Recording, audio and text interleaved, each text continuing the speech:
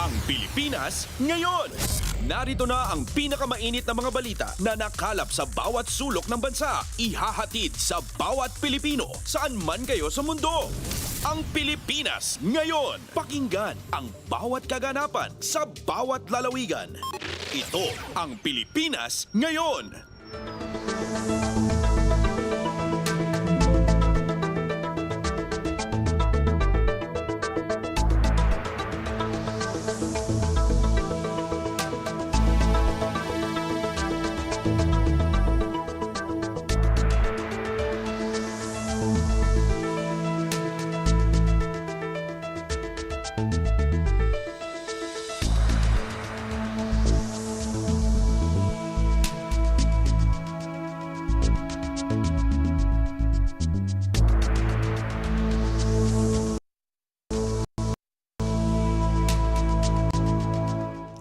Magandang araw sa ating mga tagapakinig. Welcome po muli sa ating programang Ang Pilipinas Ngayon. Napapakinggan po ninyo saan mang bahagi ng mundo sa pamamagitan ng ating himpilang Radyo Pilipinas World Service ng Presidential Broadcast Service. Napapakinggan po tayo sa Radyo Pilipinas World Service sa audio streaming sa inyong mga PBS receiver app at sa Radyo Pilipinas World Service official Facebook page at YouTube channel. At balik shortwave radio na rin po ang Radyo Pilipinas World Service para po sa ating mga overseas o kababayang overseas Filipino workers at seafarers. Ang ating pong English program tuwing 10 a.m. hanggang 11:30 a.m. mapapakinggan sa 12.020 MHz, 15.640 MHz at 17.665 MHz. Ang Filipino program naman po tuwing 1:30 a.m. hanggang 4:30 a.m. mapapakinggan sa 9.370 MHz, 9.925 MHz at 12.120 MHz. Sa pakikipagtulungan pa rin po ito ng ating mother agency, ang Presidential Broadcast Service, sa atin pong partner na United States Agency for Global Media, mas kilala sa tawag na Voice of America. Ito po si Bea Gaza de Guzman. Samahan po ninyo ako sa kabuuan ng ating programang Ang Pilipinas Ngayon. Kapapalooban pa rin po ng mga panayam sa mga napapanahong issue at mga mahahalagang balita mula dito sa ating bansa, kasama ng mga ulat mula sa iba't ibang rehiyon ng Pilipinas, mga segmentong business, sports at showbiz. Antabayanan po sa inyo na sa ilang sandali ang kabuuan ng ating programang Ang Pilipinas Ngayon. Mga kaganapan sa Kamaynilaan at mga kalapit na lalawigan dito sa Ang Pilipinas Ngayon.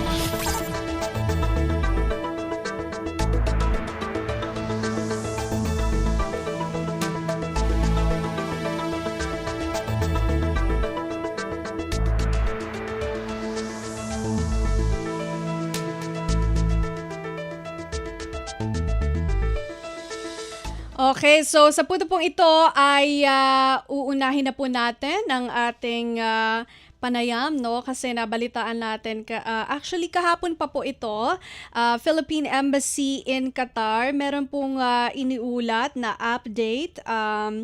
Actually, ang sabi po dito sa ating Philippine Embassy in Qatar page, meron pong isang naitalang Filipino national na nagsustain po ng minor injury mula sa shrapnel ng intercepted na missile. Hindi naman po ito dahil sa mismong affected siya ng pambobomba, but rather yung minsan kasi kapag ini-intercept nila yung missile, meron tayong mga fragments o shrapnel na yun po yung bumabagsak na lang sa area.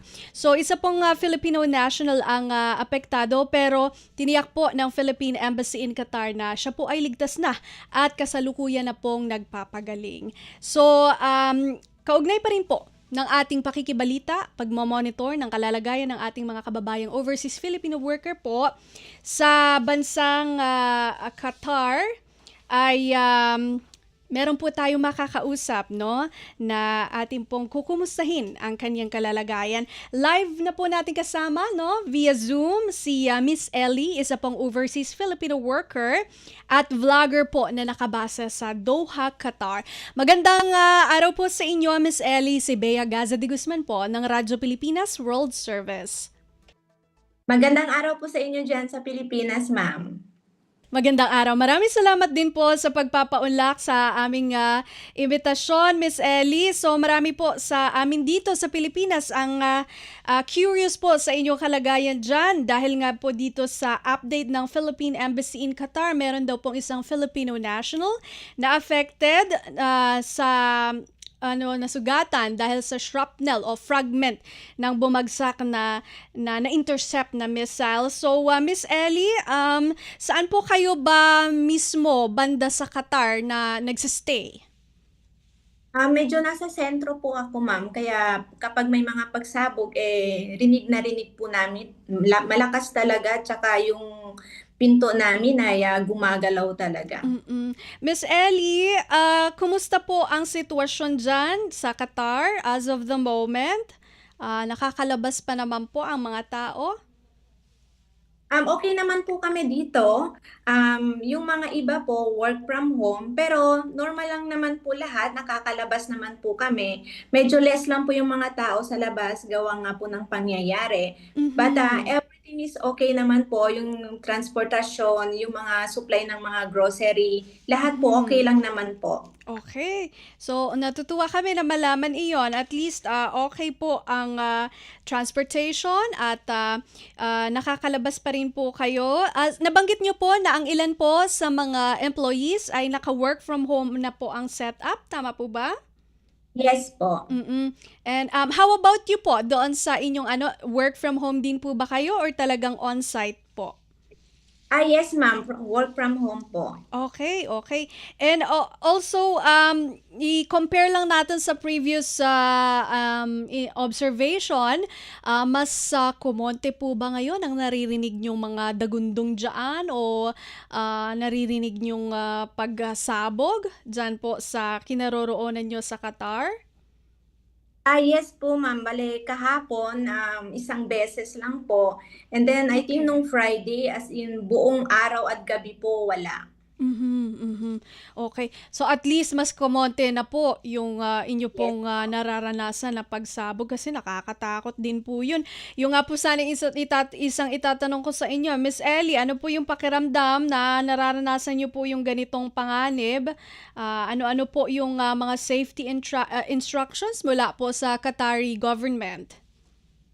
Pagdating naman po sa safety instruction ng Qatar government, well-informed naman po kami agad. Okay. Halos kapag po may paparating na panganib, nakakatanggap po kami agad-agad ng National Emergency Alert na nagsasaad na remain indoors at huwag munang lumabas dahil mapanganib po. Okay. All right. And Miss Ellie, itanong ko na rin po dahil I think magkakaiba po kada bansa yung kumbaga safety measures. Kasi ang bansang Israel, may mga nai-interview kami na meron silang bomb shelters. Sa Qatar po ba, meron po ba kayong mga talagang designated area na pinagtataguan tuwing meron pong naririnig na pagsabog or may alarma o sirena ng warning ng missile attack or talagang staying indoors lang? Sa ngayon wala pa naman po, ma'am. Okay. Pero sana kung dumating kami dyan, hoping na handa po ang ating gobyerno. Pero sa ngayon po, indoors lang po muna kami. Indoors. Okay, all right. Yes po. Okay. And also talaga namang reliable kasi yun nga nakikita ko na actually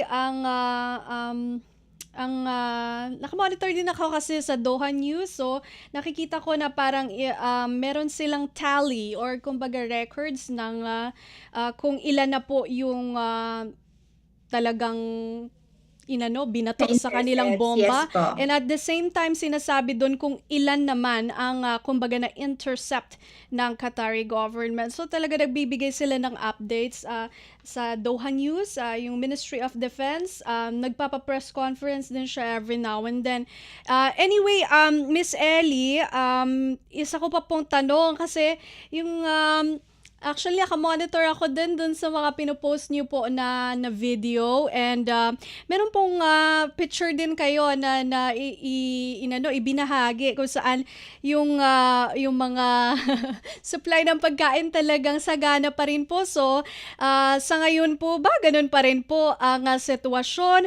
May panic buying po bang nangyayari? Kasi usually dito sa Philippines kapag bagyo, no, meron tayong mga talagang dagsa sa market, tapos bibili talaga ng mga supply yung makakabili. Diyan po ba meron po kayong na-experience na panic buying, or yung meron po bang kapansin-pansin na nagkukulang sa mga pagkain na nakastock sa markets? May ganun po ba? Actually po nung unang araw, nung last Saturday, normal lang naman po na may panic buying. Okay. But after nun po, normal na po lahat. Actually, pang-apat na beses na po ako lumabas. Hindi na po ako nag-go online pagdating sa grocery. Mas maganda po kasi talaga pag personal kayo namimili eh. Napansin ko po wala naman pong panic buying ang nangyayari. Continue po yung mga supply. So, Okay. lahat po as in kompleto. Tuloy-tuloy po yung pagre-refill nila ng mga supply. Pagdating naman po sa price, normal po lahat ng price. Walang tumataas po. Okay, normal prices. Naku, mainam po 'yan, ano? Kasi kung medyo ano ba ang tawag nila doon? Nakaka-incite ng panic, no? Kapag meron na po yung mga kaunting pagkain na lang, and also yung Opo. pag tumataas yung prices. So natutuwa tayo malaman. At least same situation pa rin. Meron pong sapat na supply ng pagkain. How about yung inyo pong mga utilities? Wala naman pong disruptions in terms of electricity, yung supply ng tubig sa inyong mga bahay, yung mga ganoon. Maintain naman po ba yung status ng normalcy, Miss Ellie? Yes, ma'am. Normal naman po. Lahat po, yung tubig, kuryente, okay naman po lahat, ma'am. Okay. And yung po, sabi nyo kanina, every now and then ang Qatari government po nagpapadala sa inyo ng mga warnings or updates. Sa ngayon po ba, madalas pa rin po ba yung pagpapadala ng mga updates na ito? And also, yun po bang ating Philippine Embassy dyan po sa Doha, Qatar, nagpapadala rin po ba ng the same warnings or ng updates sa inyo po, mga Filipinos po dyan sa Doha, Qatar?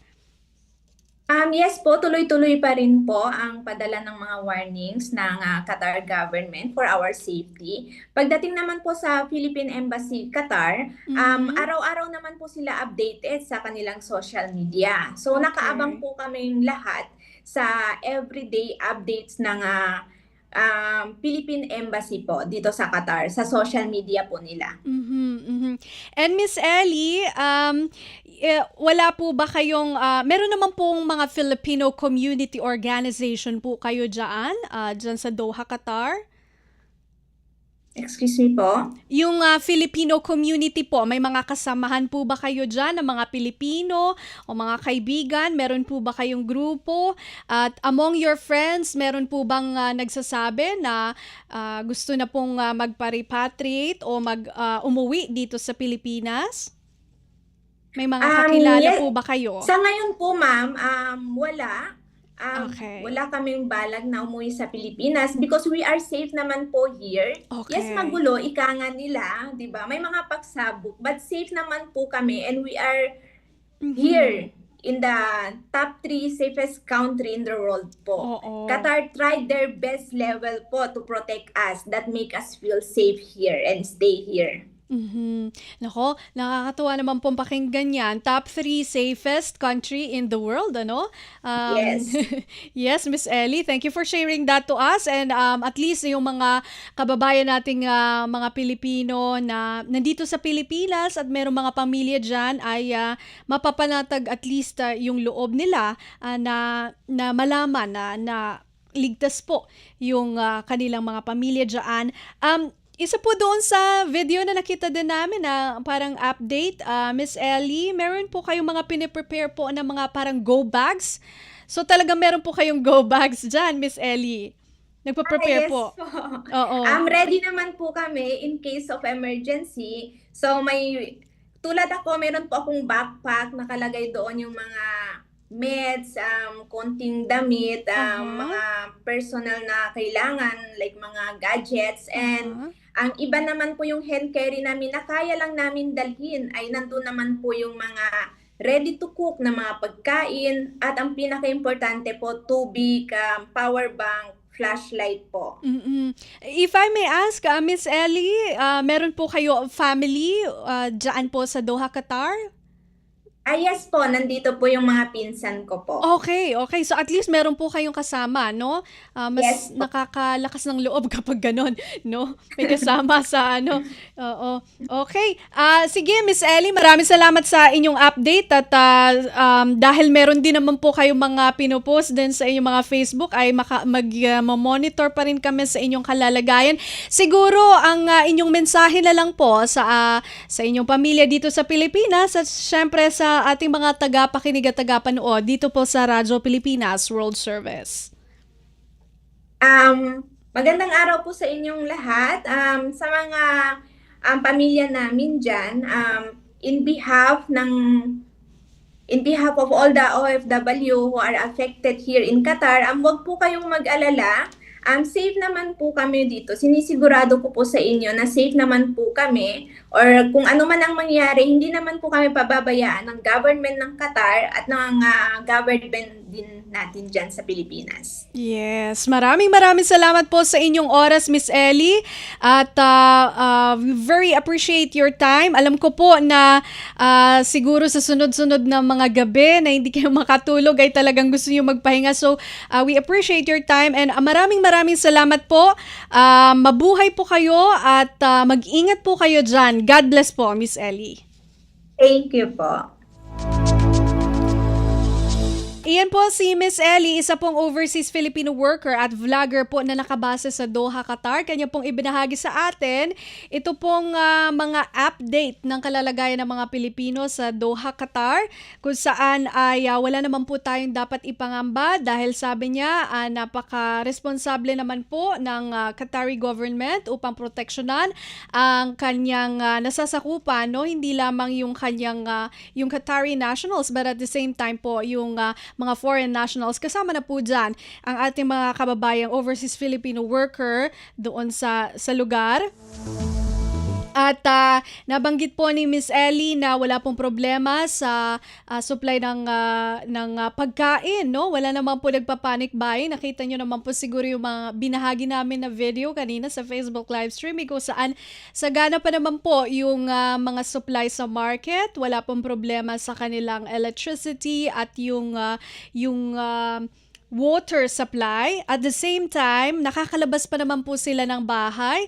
Only, be careful lang po kasi may mga times talaga, kagaya nung naibalita natin kanina, according to the Philippine Embassy in Qatar, meron pong isang Filipino national na nasugatan dahil po sa fragment o shrapnel ng missile na bumagsak, no, sa isang area. Pero as of the moment, habang binabalita po natin itong figure na ito, isa pa lang naman po ang naitala ng Philippine Embassy in Qatar.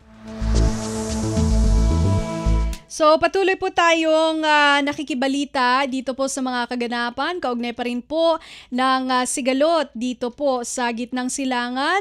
Although sinasabi nga natin na hindi po lahat ng mga bansa doon ay kailangan na isipin natin na sila po ay nasa panganib talaga at very urgent. Ayaw din naman po natin na magbigay ng panic at pag-aalala sa mga Pilipino na nakabase dito sa Pilipinas at meron pong mga kapamilya o kamag-anak doon. Meron pong mga bansa na grabe talaga ang effect, especially Israel kasi yun talaga yung kapalitan ng Iran ng putukan. But other countries, may nakausap na tayo from Saudi. Ito, nakausap natin from Qatar and they assured us na okay naman po ang kanilang kalalagayan. So sa pagpapatuloy po ng ating balitaan, syempre ito, kaugnay pa rin po ito ng epekto naman ng krisis sa Middle East dito po sa Pilipinas kasi syempre ay magkakaugnay naman po ito, hindi po tayo exemption, hindi dahil wala tayo doon ay wala na siyang epekto dito sa Pilipinas. Kaya ito po, 4-day work week at iba pang energy-saving measures ipinag-utos ni Pangulong Ferdinand R. Marcos Jr. sa tanggapan ng pamahalaan bilang tugon sa oil price increase bunsod ng Middle East crisis. Ang ulat mula kay Raquel Bayan. Sa gitna ng nagpapatuloy na pagtaas ng presyo ng langis dahil sa gulo sa Middle East, inilatag ni Pangulong Ferdinand Marcos Jr. ang mahakbang o plano ng pamahalaan upang tugunan ang usaping ito. Unang-una simula sa Lunes, ipatutupad ang pansamantalang 4-day work week sa mga tanggapan ng pamahalaan sa ilalim ng executive branch. Hindi kabilang dito ang mga tanggapan na nakatutok sa emergency o pangunahing serbisyo gaya ng mga pulis, bumbero at tanggapan na nagbibigay ng frontline services sa publiko. Bukod pa dito, inatasan ng Pangulo ang lahat ng ahensya ng pamahalaan na magtipid at magbawas ng 10 hanggang 20% sa konsumo ng kuryente at gastos sa petrolyo.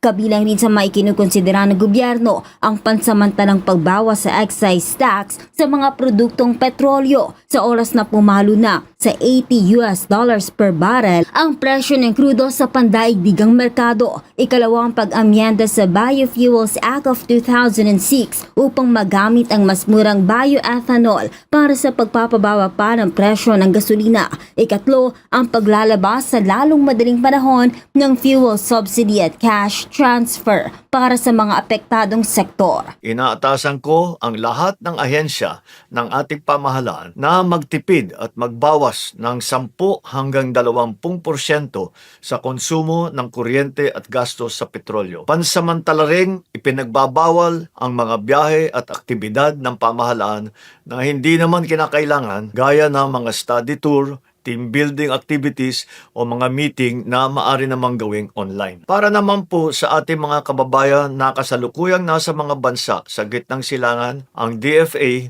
DMW at OWA ay patuloy na nakikipag-ugnayan sa inyo upang mag-monitor sa inyong mga kalagayan. Mula sa Malacanang para sa Bagong Pilipinas, Raquel Bayan ng Radyo Pilipinas, Radyo Publiko.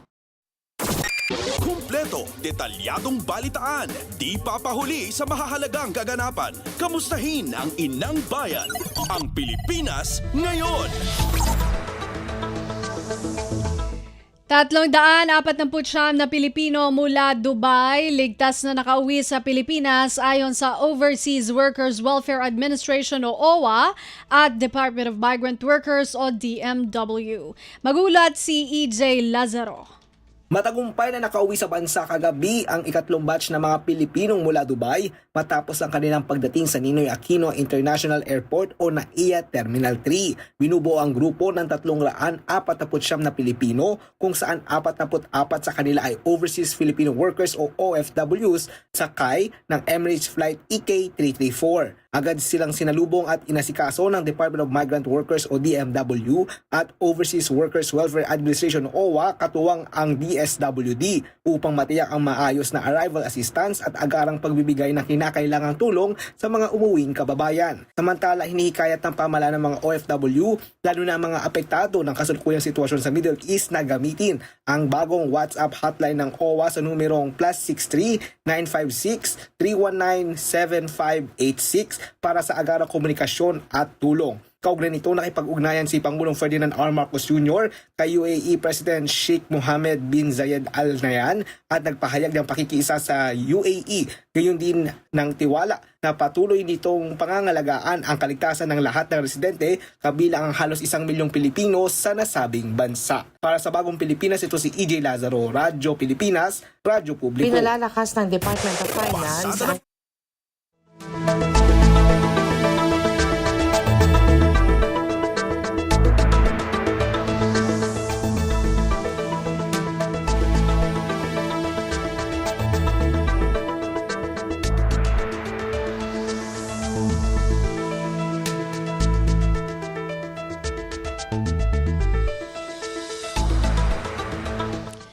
Sa iba pang balita, Posible pang umabot ng 4 hanggang 8 linggo ang nangyayaring kaguluhan sa Middle East base sa tantya ng Department of Foreign Affairs o DFA. Sa pagdinig ng Senate Committee on Foreign Relations, sinabi ni Assistant Secretary Herminia Aguilar Usudan na ang estimate na ito ay base sa mga report tungkol sa sitwasyon sa pagitan ng Iran at Israel. Paliwanag ni Usudan ang sitwasyon ngayon na hindi katulad ng dating naging gyera sa pagitan ng Israel at Iran na tumagal lamang ng 12 araw. Anya may mga impormasyon na nais ng makipag-negotiate ng Iran pero tinanggi ito ng Iranian government. Dagdag ng opisyal, may pahayag pa ang Estados Unidos na mas handa pa sila ngayon sa gyera. Umaasa si Usudan na matatapos agad ang kaguluhan pero aminado siya na unconventional war ang nangyayari kaya unconventional din ang kanilang ginagawang tulong para sa mga overseas Filipino worker. Kumpleto, detalyadong balitaan, di papahuli sa mahahalagang kaganapan. Kamustahin ang inang bayan, ang Pilipinas ngayon. Inihayag ng Department of Migrant Workers o DMW na posibleng mangailangan ng supplemental budget ang ahensya para sa repatriation ng mga Pilipino sa Middle East sakaling lumala ang sitwasyon doon. Sa pagdinig ng Senate Committee on Migrant Workers, sinabi ni Migrant Workers Secretary Hans Leo Kakdak na kaya pa ng kasalukuyang pondo ang antas ngayon ng repatriation request. Pero sinabi ni Kakdak na kung mangyayari ang worst case scenario at biglang dumami ang mga kababayan nating nais umuwi, kakailanganin na nila ang dagdag na pondo. Ayon kay Overseas Workers Welfare Administration o OWA Administrator at Migrant Workers Undersecretary P.Y. Kaunan, batay sa 2026 General Appropriations Act, nasa 1.286 billion pesos ang inilaan para sa Emergency Repatriation Fund.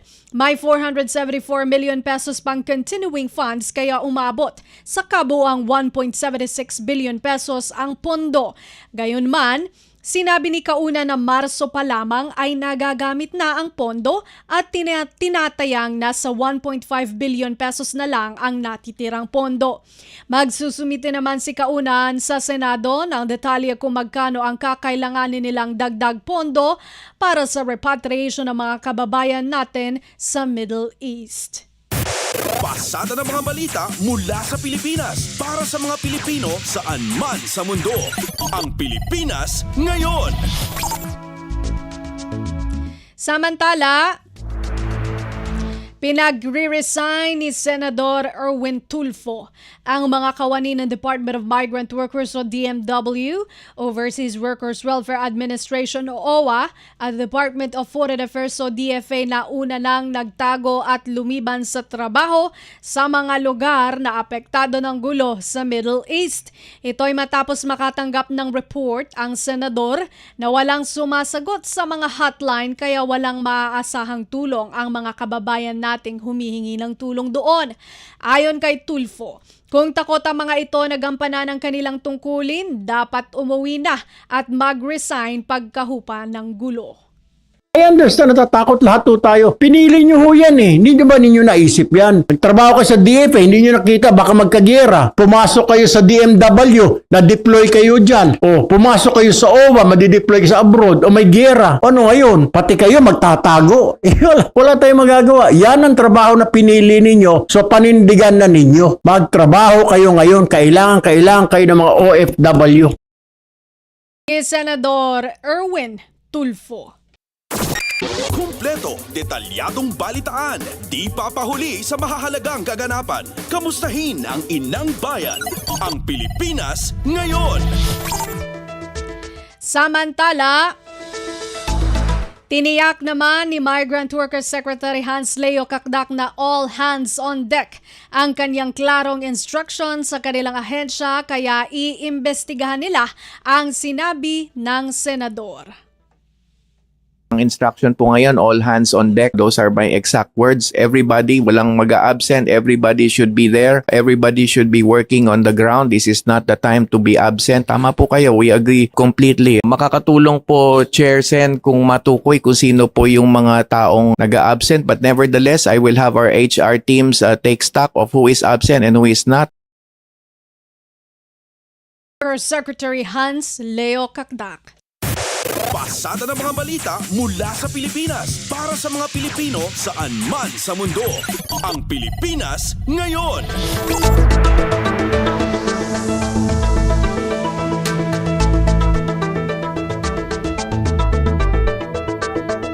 At yan po ang ating nakalap na mga national news.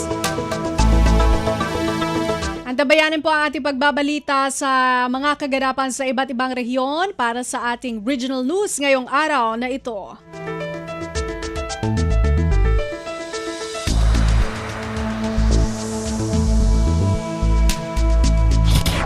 Balita mula sa lalawigan sa bawat rehiyon ng ating bayan.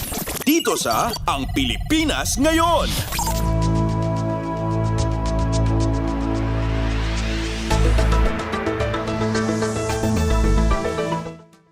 Narito na ang ating regional news sa araw na ito. Cagayan Governor Edgar Aglipay naglabas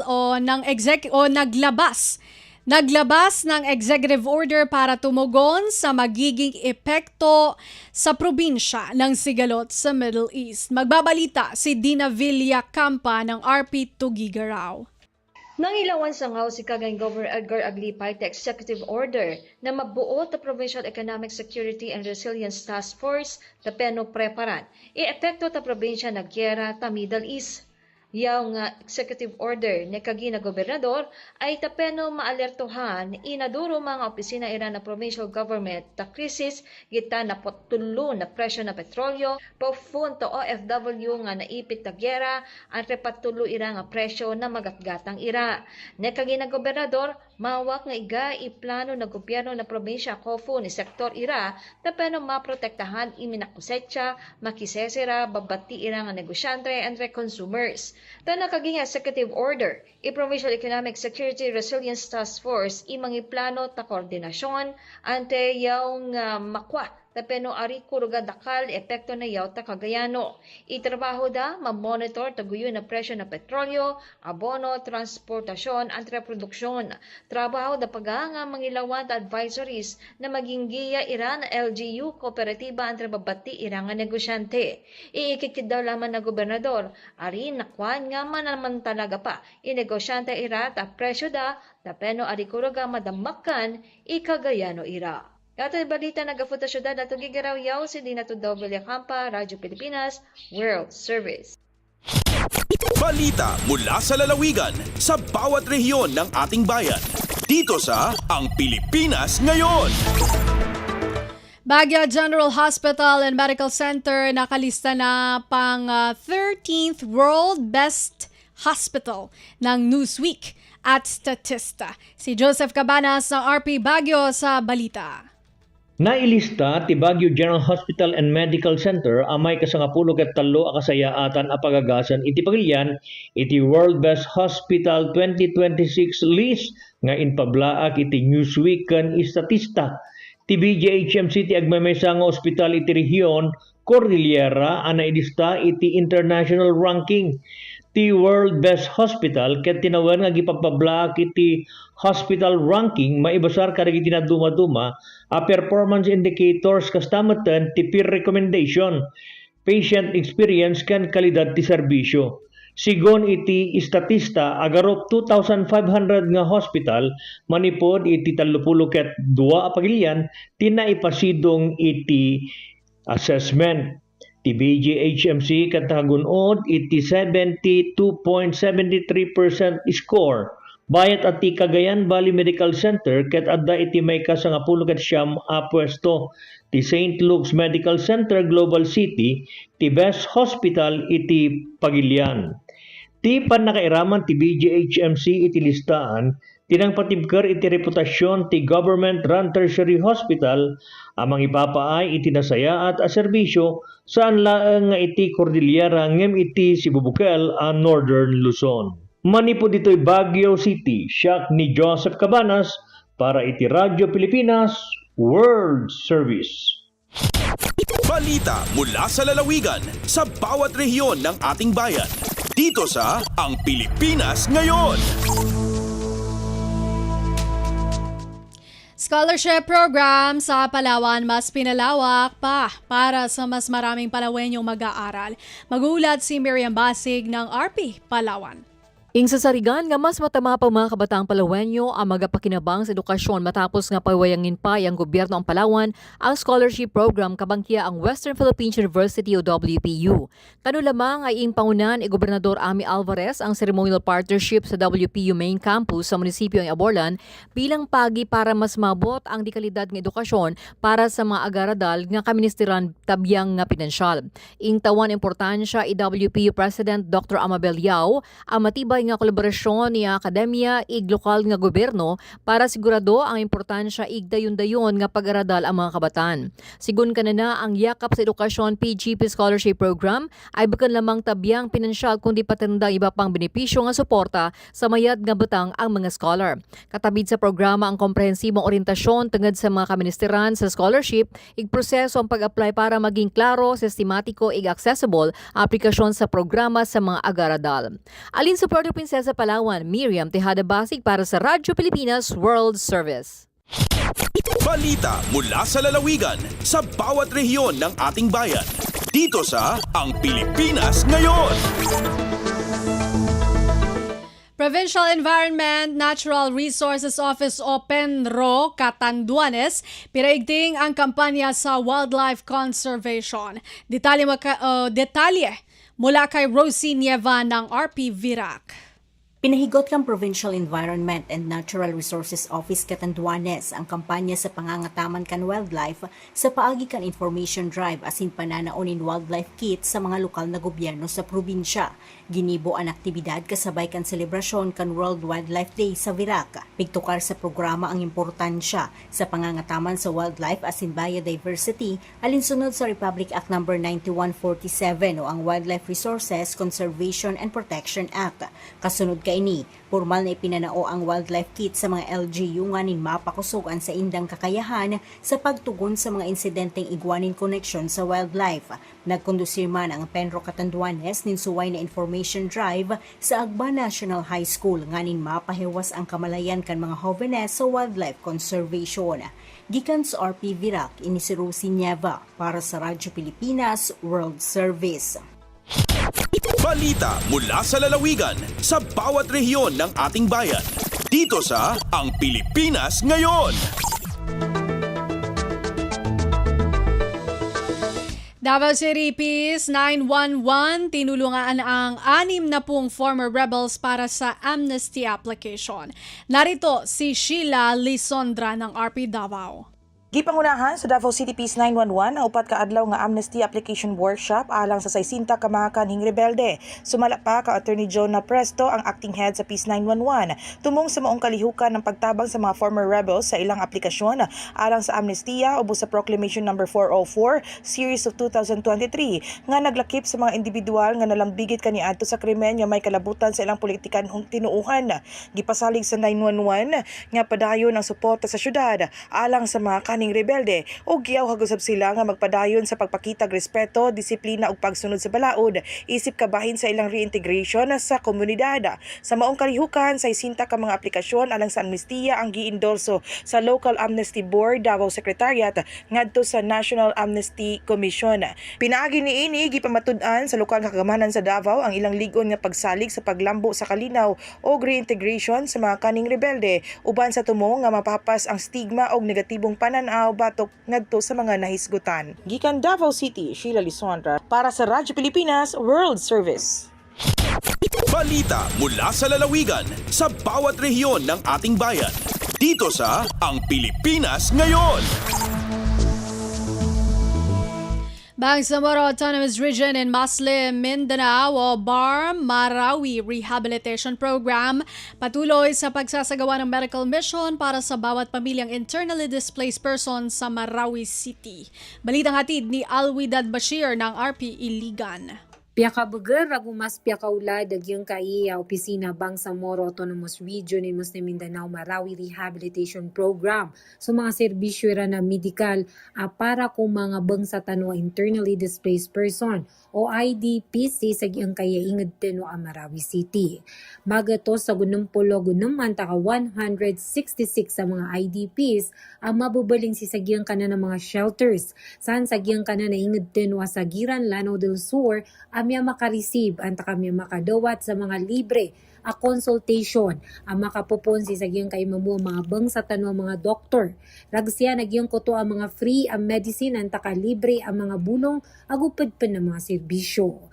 Isa inis kung mga galbak agyang kaiya opisina BARM MRP agyang kaya kabugay sa medical mission para kung mga bangsa tanwa IDP sa tama ni man to na mabubaling si sagyang koto ang mga shelters ay bubugay agyang kaya gobyerno tano sa Pilipinas makapuponan na nantaka sidanan miyagpuon si sagyong koto miyawlawla ang Marawi Siege si Isaragon na 2017. Pikila yagyang kaiya Bangsamoro government makaukit si sagyang kaya mga programa a BARM Marawi Rehabilitation Program agyang koto arga agyang kay mga bangsa tanwa tama ni man to na mga internally displaced person. Badilaboro nagyang koto mga kinanglaniran si sagyang koto dira ni kapagintaw si sagyang kanan nga tatangkad ang mga shelters aayra ni man to kabubalingan sa dirapan kapakambalingi si kung mga derpayran si sagyang kaiya most affected areas.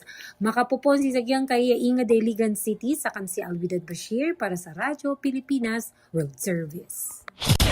Balita mula sa lalawigan sa bawat rehiyon ng ating bayan. Dito sa Ang Pilipinas Ngayon.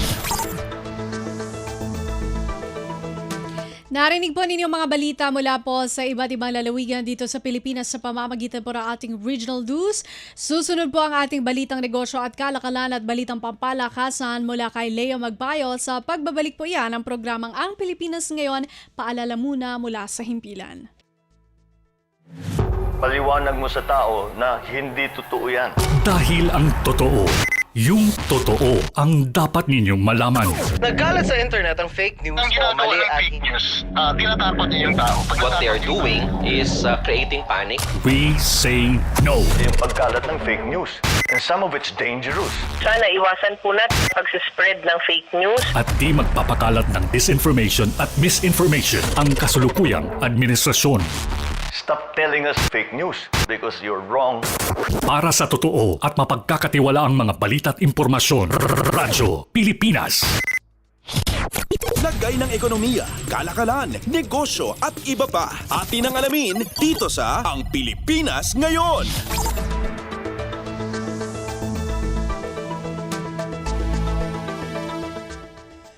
At nagbabalik po ang ating programang Ang Pilipinas Ngayon. Samantala, narito naman po ang balitang negosyo at kalakalan. Nagbabala ang Bangko Sentral ng Pilipinas o BSP na maaari itong muling magtaas ng interest rates kung tumaas sa $100 kada bariles ang presyo ng langis sa mundo. Ayon kay BSP Governor Eli Remolona Jr., maaaring lumampas sa target range ng Central Bank ang inflation kung magpapatuloy ang pagmahal ng langis. Sa isang panayam, sinabi ni Remolona na ang tumitinding tensyon sa Middle East ay nagtutulak pataas sa presyo ng langis. Kapag nagpatuloy ang pag-akyat, maaring umanong bawiin ng BSP ang huling rate cut upang pigilan ang pagbilis ng inflation. Tinaya ni Remolona na maaaring umabot sa 4% ang inflation, ang itaas na hangganan ng target ng BSP kung umabot sa $100 ang presyo ng langis. Kapag tumaas ang presyo nito, mabilis itong kumakalat sa transportasyon, kuryente, pagkain at iba pang pangunahing bilihin. Binigyang din ni BSP Chief na mas limitado na ang kakayahan ng mga policymaker na suportahan ang paglago ng ekonomiya kung lalala ang global risk. Nitong nakaraang buwan, ibinaba ng BSP ang policy rate ng 25 basis points sa 4.25% upang pasiglahin ang ekonomiya. Ngunit nananatiling data-dependent ang susunod na hakbang ng BSP, lalo na't patuloy ang banta ng mataas na presyo ng enerhiya at tensyon sa ibang bansa. Ayon kay National Statistician Dennis Mapa, higit 36% ng Consumer Price Index ang sensitibo sa pagtaas ng presyo ng langis, kabilang ang transport fuels, kuryente, LPG at kerosene. Lagay ng ekonomiya, kalakalan, negosyo at iba pa. Atin ang alamin dito sa Ang Pilipinas Ngayon.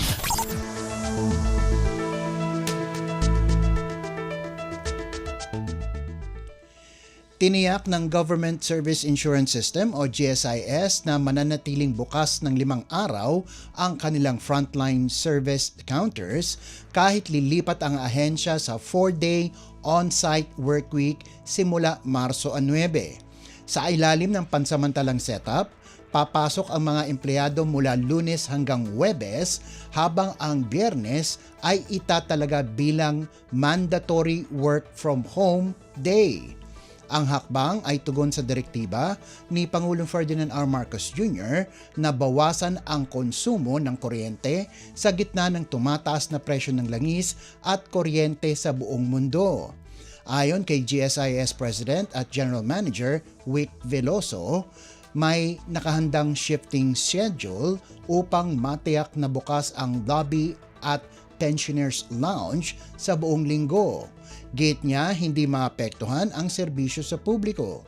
Mananatili ang hybrid setup hanggang sa maglabas ng bagong abiso kasabay ng pagtutulak ng pamahalaan na bawasan ang power consumption sa mga government-owned and controlled corporations o GOCC. Nangyayari ito habang patuloy ang pag-igting ng global energy markets dahil sa tensyon sa gitnang silangan.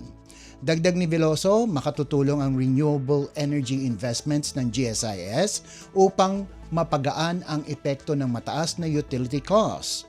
Dahil sa solar panels, halos libre umano ang konsumo ng kuryente tuwing Biyernes.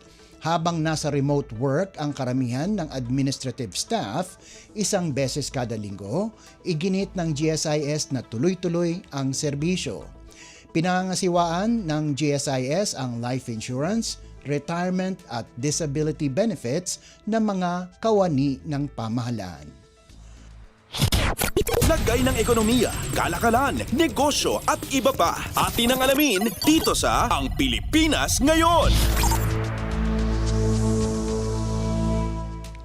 Naghahanda ang lokal na energy market para sa posibleng pinakamalaking pagtaas ng presyo ng langis sa kasaysayan ng bansa habang patuloy na tumitindi ang tensyon sa Middle East at nagtutulak sa global oil benchmarks sa bagong record. Batay sa 5 araw ng trading sa Means of Platts Singapore, inaasahang mangunguna ang kerosene sa pagtaas na may halos 24 pesos and 92 centavos kada litro. Tinatayang tataas naman ng 19 pesos and 62 centavos kada litro ang diesel na kritikal sa transportasyon, agrikultura at logistics habang posibleng umakyat ng 10 piso at 43 sentimo ang gasolina. Inanunsyo ng mga kumpanya ng langis iaanunsyo ng mga kumpanya ng langis ang pinal na adjustments sa Lunes, Marso 9.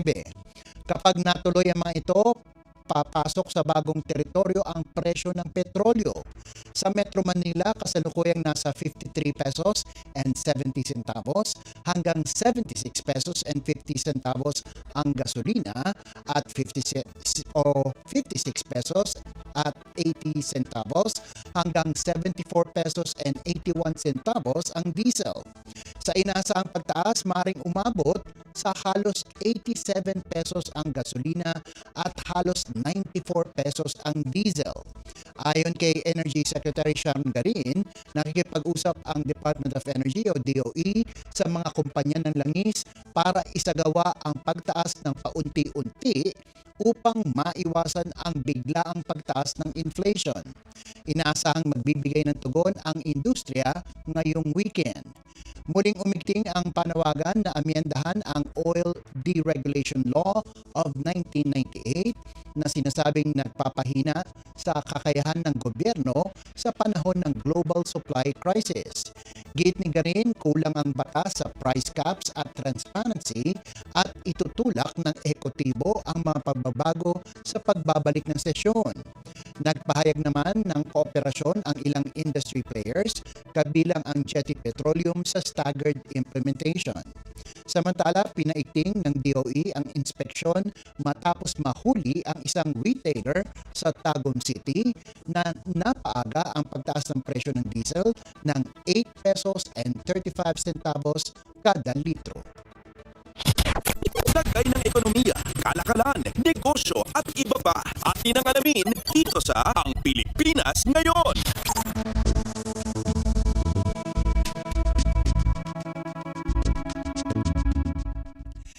At yan po ang ating balitang negosyo at kalakalan. Samantala, susunod naman po ang segmentong Sports Balita. Updates at pinakahuling mga usapin sa mundo ng palakasan. Atin ang pakinggan dito sa Ang Pilipinas Ngayon.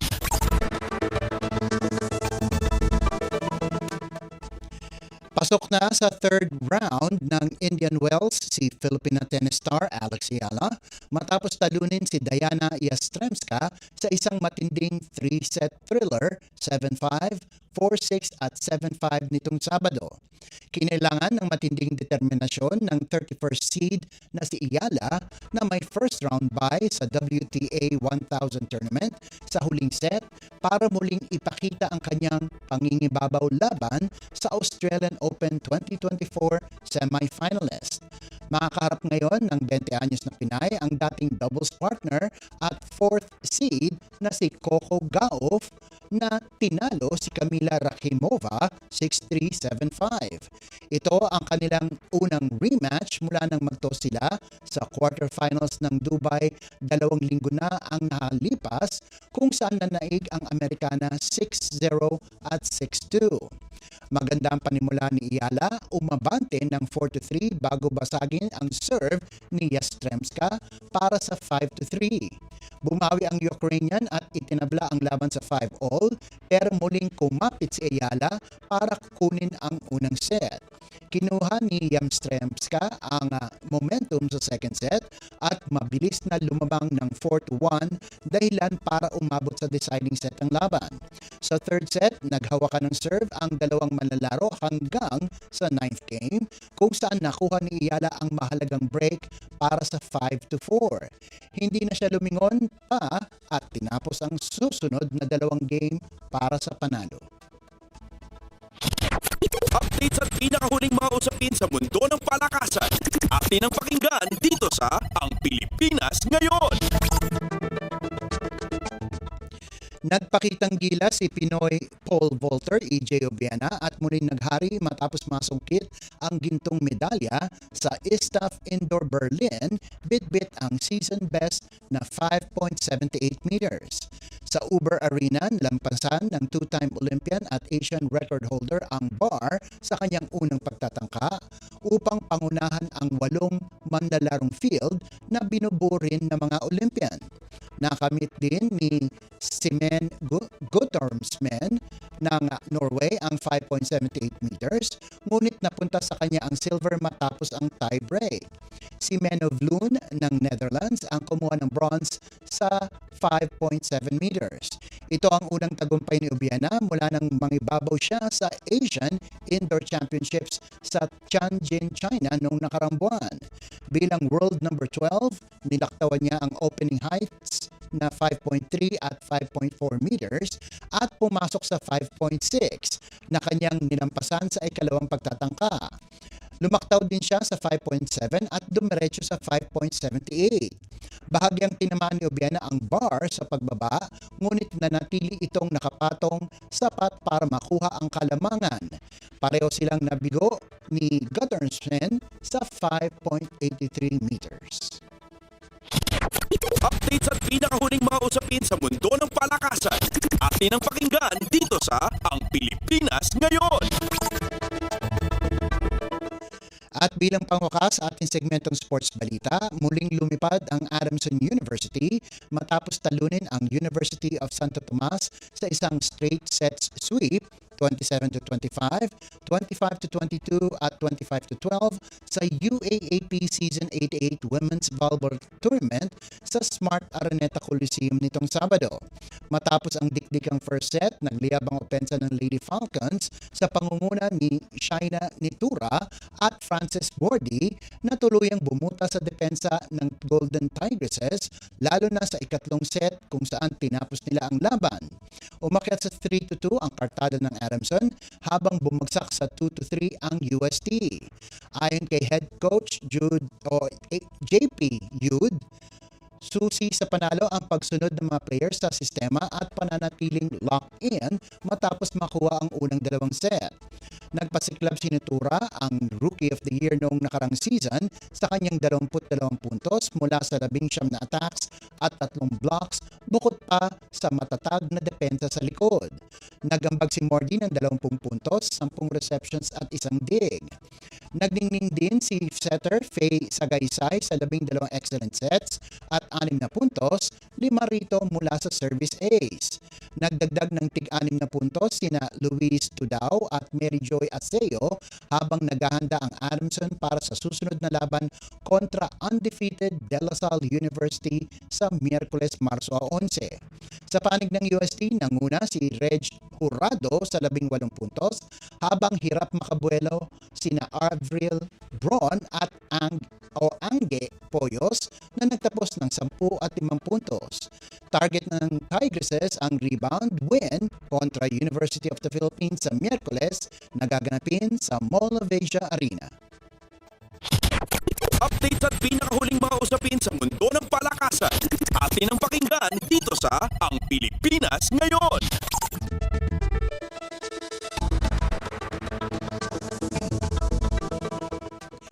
At yan ang pinakahuling balita sa larangan ng palakasan. Ito po si Leo Magpayo. Samantala, susunod naman po ang ating segmentong Balitang Artista na ihahatid sa inyo ni Steph Vicente. Ang latest, ang hottest sa showbiz and entertainment. Heto na sa Ang Pilipinas Ngayon.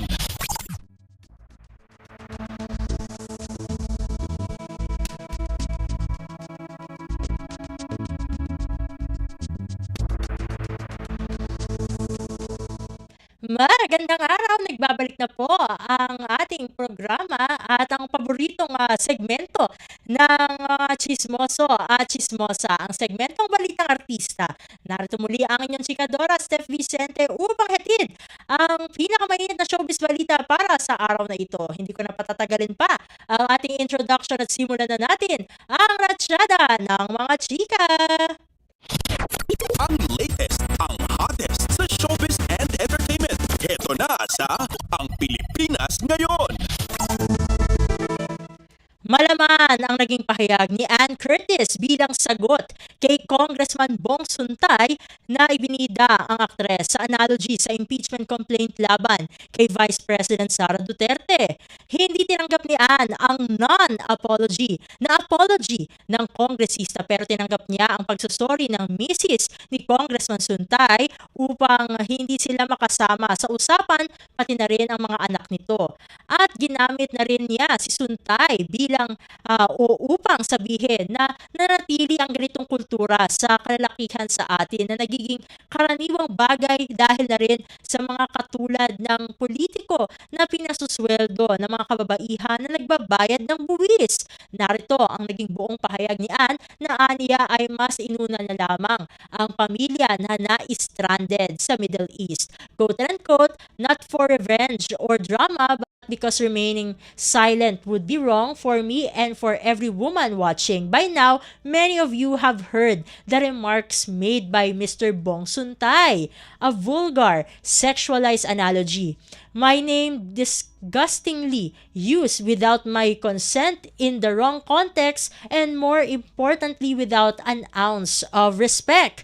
My initial reaction was one of shock. I was hurt, disturbed by how perverted it was and angry. But now my thoughts are clear.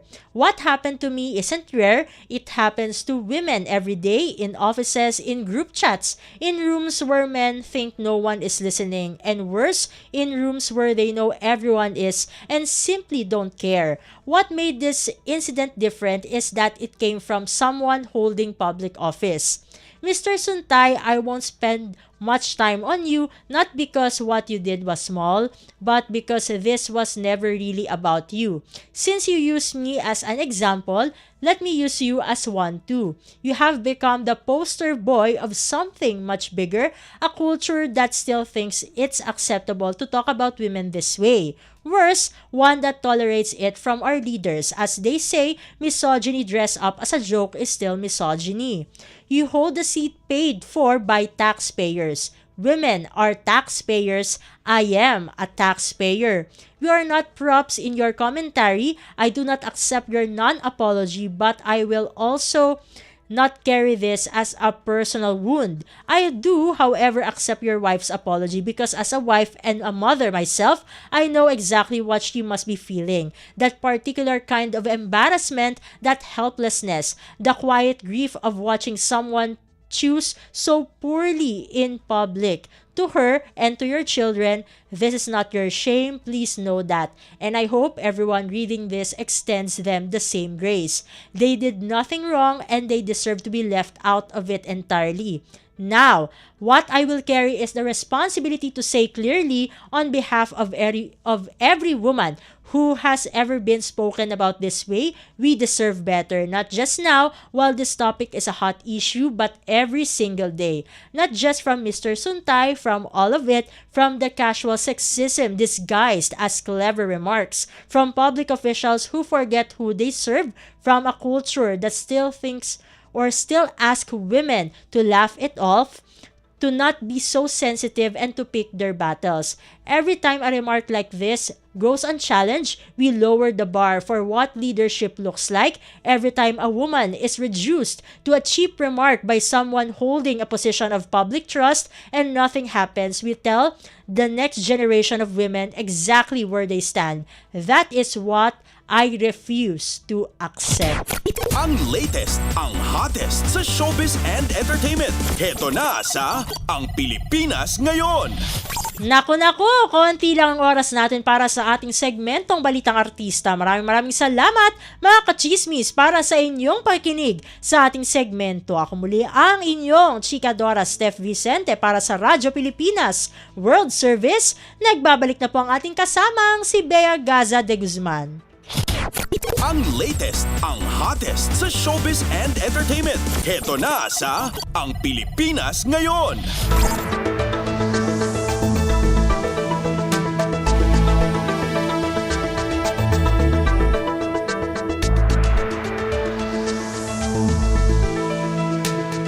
At yan po ang kabuuan ng ating programang Ang Pilipinas Ngayon.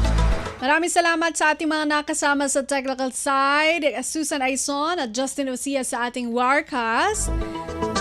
Maraming salamat din sa ating executive producer, Steph Vicente, sa mga nagulat mula sa iba't ibang lalawigan ng ating bansa para sa ating regional news, kay Leo Magpayo para sa balitang business at sports, kay Steph Vicente para sa showbiz, at maraming salamat din sa ating station manager, Mr. Ray Sampang.